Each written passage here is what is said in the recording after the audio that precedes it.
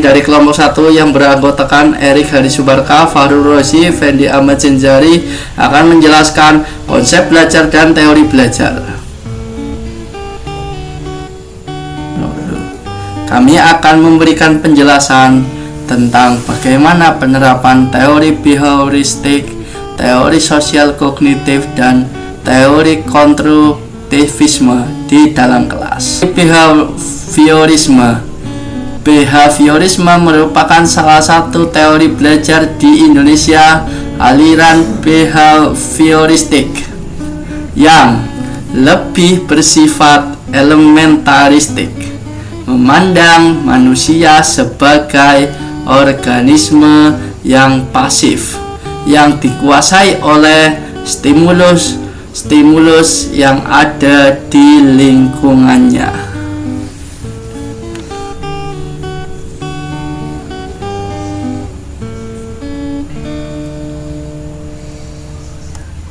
Penerapan teori behaviorisme. Aplikasi teori behavioristik dalam proses pembelajaran untuk memaksimalkan pencapaiannya.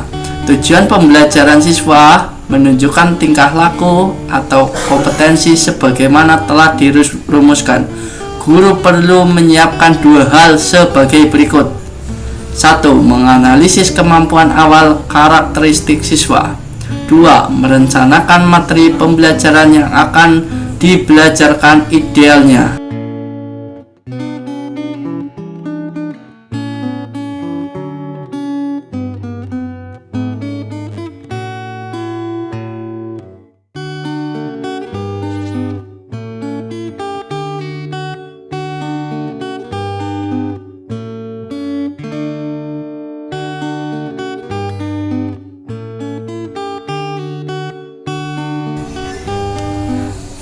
Teori konstruktivisme. Teori belajar konstruktivisme adalah suatu teori pembelajaran yang beranggapan bahwa hasil belajar sebaiknya didasarkan pada pengalaman nyata dari peserta didik di dalam kehidupannya sehari-hari.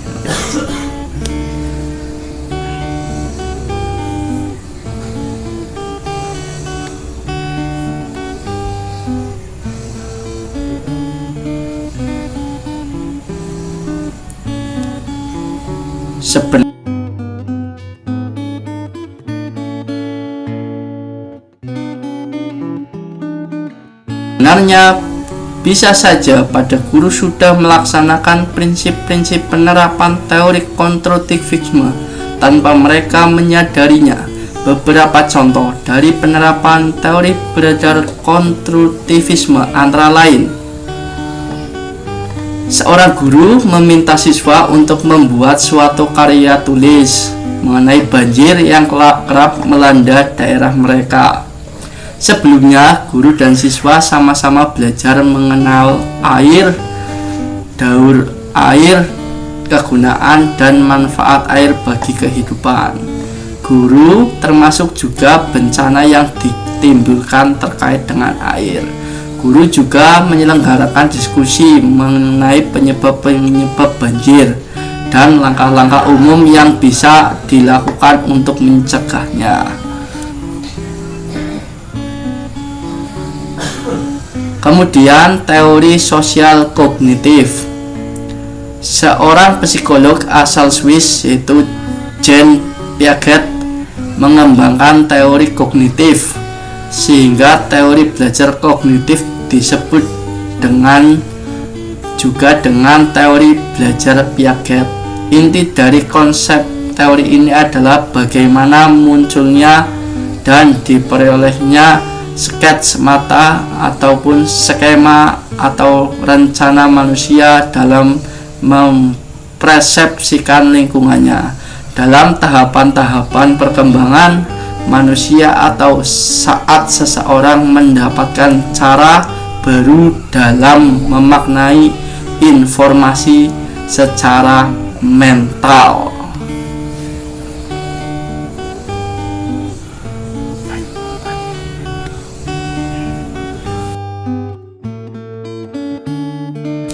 Penerapan teori sosial kognitif. Proses belajar mengajar dengan teori kognitif tidak hanya beroperasi dengan terpatah-patah atau terpisah-pisah, tetapi melalui proses yang mengalir dan menyeluruh. Hal yang ditekankan pada teori belajar kognitif adalah proses dari belajar, bukan hasil belajar.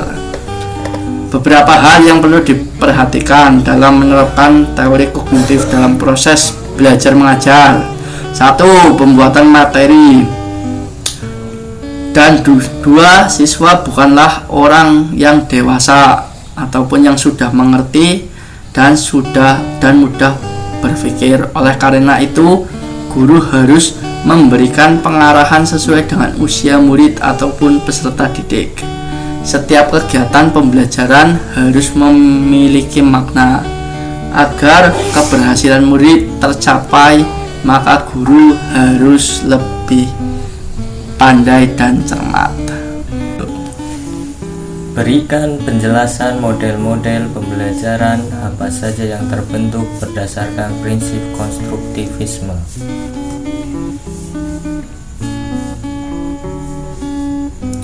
Pendekatan konstruktivistik dapat ditemukan dalam pembelajaran kooperatif, model pembelajaran penemuan atau inquiry, dan model jigsaw. Salah satu yang bisa dilakukan adalah menggunakan cooperative learning model. Cooperative learning adalah model pembelajaran dengan memberikan tugas kepada siswa yang lebih pandai dalam sebuah kelompok kecil yang hasilnya akan dipresentasikan kepada kelompok lain di dalam kelas.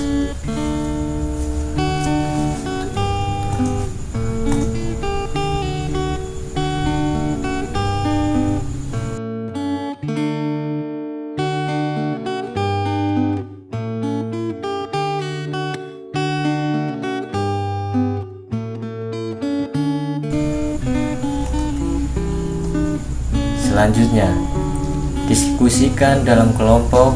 Buatlah rencana untuk meningkatkan motivasi para siswa yang ada di dalam kelas dengan gambaran sebagai berikut. 1. Tania, umur 7 tahun, memiliki kemampuan rendah dan keinginan yang rendah untuk sukses. 2.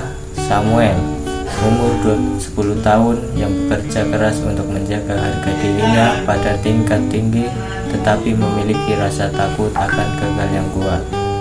3. Sandra, umur 13 tahun, yang tenang di dalam kelas dan meremehkan keterampilan mereka. 4. Robert, umur 16 tahun, yang menunjukkan sedikit minat di sekolah dan saat ini tinggal bersama dengan bibinya. Anda sudah tidak dapat menghubungi orang tuanya.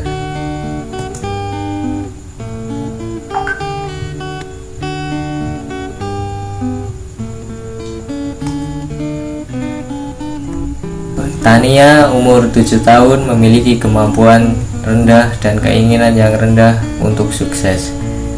Jawabannya: 1. Mengerti terlebih dahulu kebutuhan belajar Tania, yaitu kebutuhan belajar yang Tania inginkan agar termotivasi untuk belajar lebih giat. 2. Melakukan pendekatan dengan menggunakan tes diagnostik. 3. Menggunakan pendekatan model jigsaw dengan memberikan tugas untuk mencari di internet agar Tania bisa lebih aktif karena ada hal-hal yang baru dan menarik. 4. Memberikan edukasi dan semangat dalam menuntut ilmu.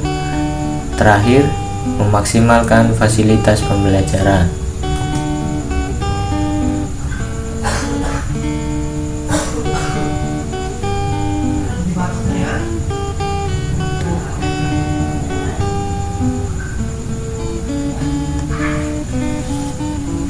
Kasus kedua, Samuel, umur 10 tahun, yang bekerja keras untuk menjaga harga dirinya pada tingkat tinggi tetapi memiliki rasa takut akan gagal yang kuat. Hal yang dilakukan: motivasi dan dukungan dengan orang tua dan orang sekelilingnya agar tidak takut gagal ketika berusaha. Tanamkan rasa percaya diri kepada anak. Memberikan pengaruh-pengaruh yang positif kepada anak.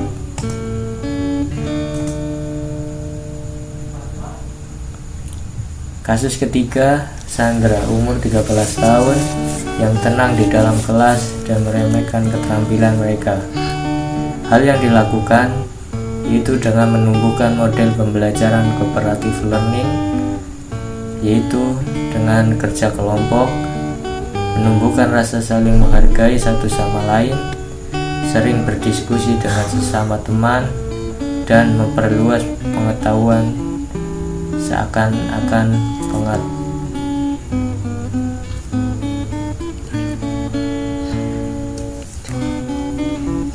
Kasus keempat,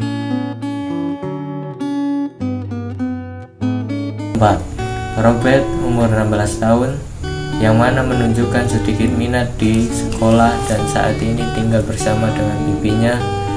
Anda sudah tidak dapat menghubungi orang tuanya.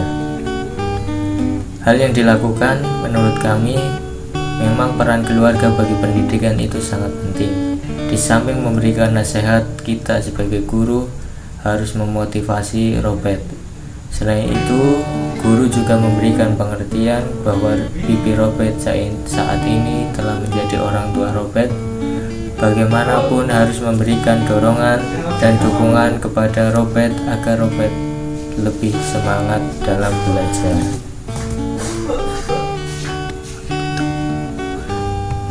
Mungkin itu yang dapat kami sampaikan tentang konsep belajar. Kurang lebihnya mohon maaf. Sekian, wassalamualaikum warahmatullahi wabarakatuh.